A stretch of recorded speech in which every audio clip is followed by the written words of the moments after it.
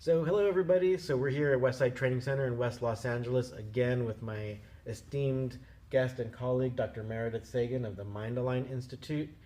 So welcome. Thank you, Dr. Ramirez. Thank you for having me back to your channel. It's a pleasure to be here. Yeah, well, the pleasure's all mine, Thank really. you. So we kind of want to talk about performance-enhancing drugs and like who really, like why would someone feel the need? And this has been in the news recently with John Jones. I mean, a mega MMA star who can virtually beat anybody, anytime, anywhere, but yet he has tested positive for performance-enhancing drugs multiple times. He's also been found, using like cocaine and straight up illegal drugs.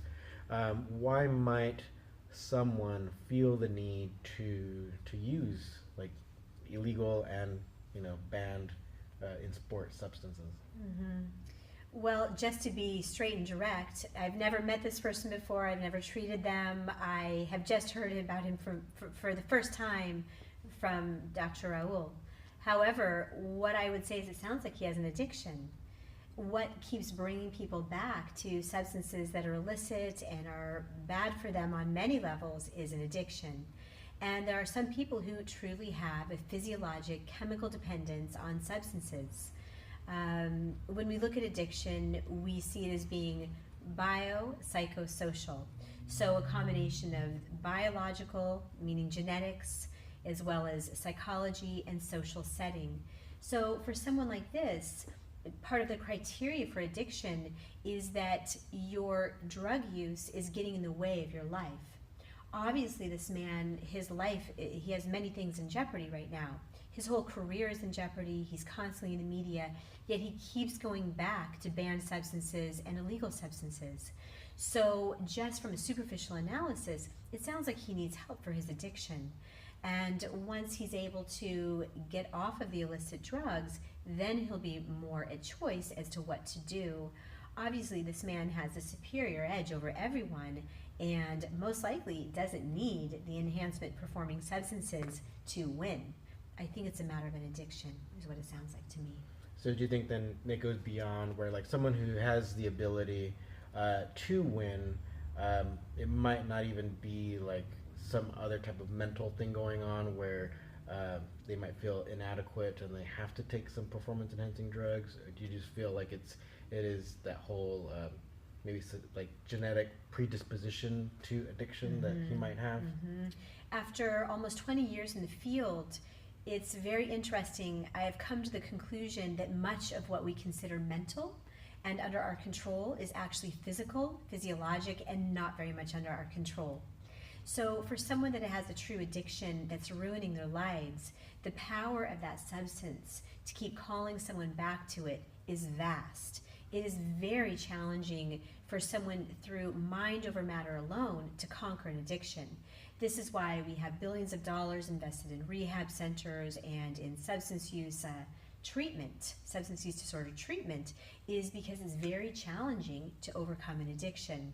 So if this were just a mental issue alone, if the mind could actually overcome the problem, then someone like this would say to themselves, pure logic, oh, if I continue to do this, I could lose my career, my reputation's on the line, and so forth, and just stop. But for someone like this, there's a physiologic pull that keeps this person coming back over and over and over again to the substance. That's the definition of addiction. We can't just say it's mental because obviously it defies logic of why someone would continue this behavior with so much to lose. So obviously there's more going on here. It's very physical as well. Do you think there's any like help for these types of people? There's absolutely help. There is a lot of help. We have a lot of treatment centers, rehab centers, therapists, addictionologists. There's a lot of help. However, the main hurdle is for someone to identify that they actually need help. For someone like this, he is probably rationalizing or justifying the substance use as needing to keep the edge. Oh, I need to have the edge. Therefore, I need to use cocaine. I need to use steroids. I've got to have it. But truly, most likely what's happening is that mental need is being driven by a physiologic addiction that keeps him coming back for more. Cocaine is highly addictive. I'm not sure about the steroids in terms of there being highly building a physiologic dependence. I know that they do. In terms of a mental addiction of needing them to perform, however, we can obviously say that that seems to be happening here. Really interesting. So do you, like, say if there's someone out there who might be good friends with an athlete, and you know that they might be using some type of performance enhancing drugs, is there any way that these people could like encourage or support their friend to not do such things, or to get them out of that habit, or would it just be all professional help? Mm-hmm. I would say when you first are concerned that you have a loved one, a friend, or a colleague who may have an addiction, there are a lot of things that people can do on an outpatient level. Of course, one of the most well-known is AA, Alcoholics Anonymous. They also have NA, and pretty much everything else in between for any kind of addiction that you can imagine. The reason why these are the first stop, so to speak, these outpatient groups, is because it's well known that when people put themselves into a sober environment, it's much easier to stay sober if you have sober community. If you stay around who you've always been around and they're using steroids or cocaine, whatever it is that they're using to enhance their performance, so to speak, it's much harder to quit. So going to that level would be the first stop. However, even prior to that, someone needs to recognize there's a problem. They have to be willing to give it up. In the case of someone like this sports celebrity, he very well, again, I've never met him, I don't know him, but just looking at common psychology, he might not be willing to even admit there is an addiction, because then he would have to quit. And the addiction, there's two things going against him: the physiological dependence of the addiction, as well as the fear-based mindset that he might not win if he were to quit. So for someone like this, even crossing the great divide to get into a meeting like AA might be impossible. In that case, the only thing that can work is an intervention, and when that doesn't work, the only thing that can work are natural consequences for the person who's using substances. So for example, this person, his natural consequence may be that he may be banned from playing his sport. That's a massive consequence. Maybe that will get his attention to convince him he has an issue and bring him in for treatment. Yeah. Oftentimes I hear people say, well, I think everyone's using some kind of performance enhancing drug, so I'm gonna use, what kind of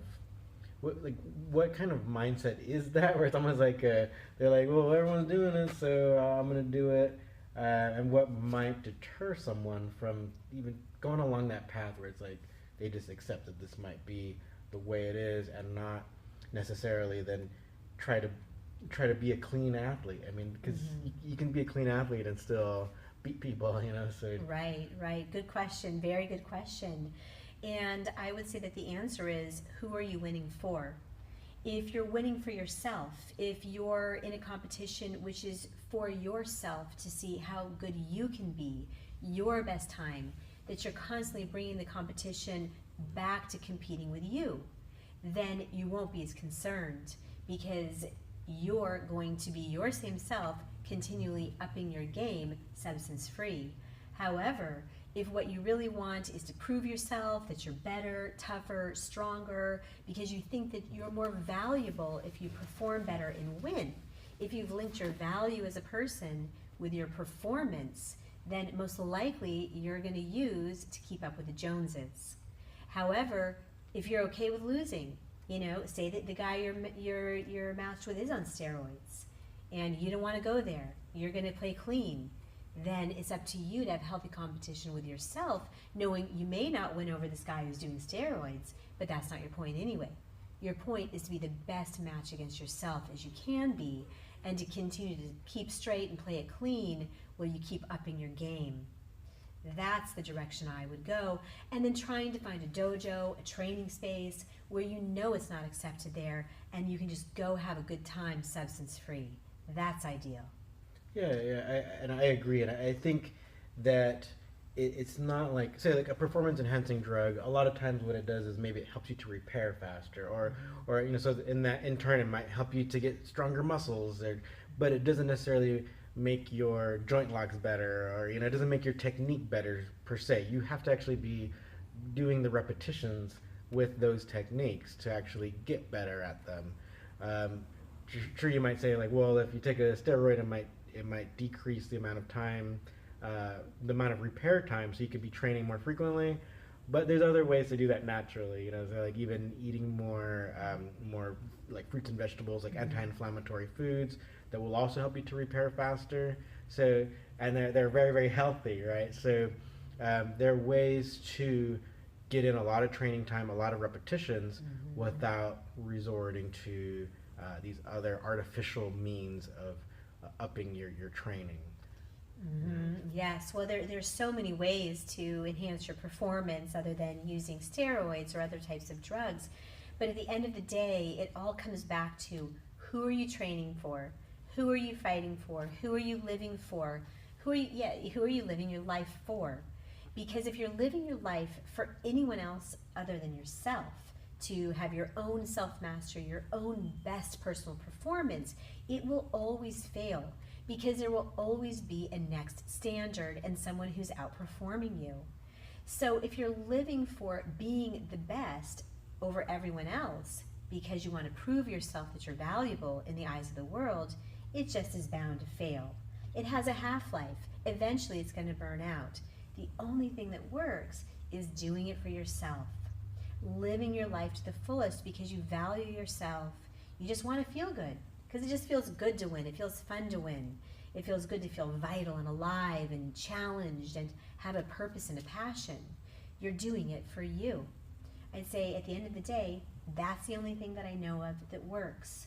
I don't know if you've heard of this, but in China, there's been a rash of deaths recently of I don't know if you'd call them athletes, but they're these high intensity ultra extremists who will climb buildings to go to the very top. They'll hike out on the antenna, they'll walk out and get the selfie taken, and they'll literally fall to their death to get the best picture. In fact, there was a hiker the other day. She was hiking in bikinis in sub-zero freezing weather. She fell off the cliff in her bikini. She couldn't get help. 24 hours later, she passed away. People will go to absolute extremes for attention, to look good. They will go to their death over it. So we know it's a dead-end road. There will always be someone winning better or faster or being more extreme. The question is, how is it contributing to your own quality of life internally? How do you feel with you? Because that's just a rat race and a hamster wheel to be doing it for other people. The key is doing it for you, even if you don't win. That's okay. No, brilliant point. So if anybody has any other questions for Dr. Sagan, please make sure that you write them in the comments below. Do you have a website that people can look you up at? Yes, you can find us at drsagan.com or MindAlignInstitute.com. At the MindAlign Institute, we have more resources to learn about stress reduction, natural stress reduction, and how to feel good naturally. Wonderful. Thank you for talking with us. Thank you for having me here today. We'll see you next time. Yes. All right. Thanks for watching.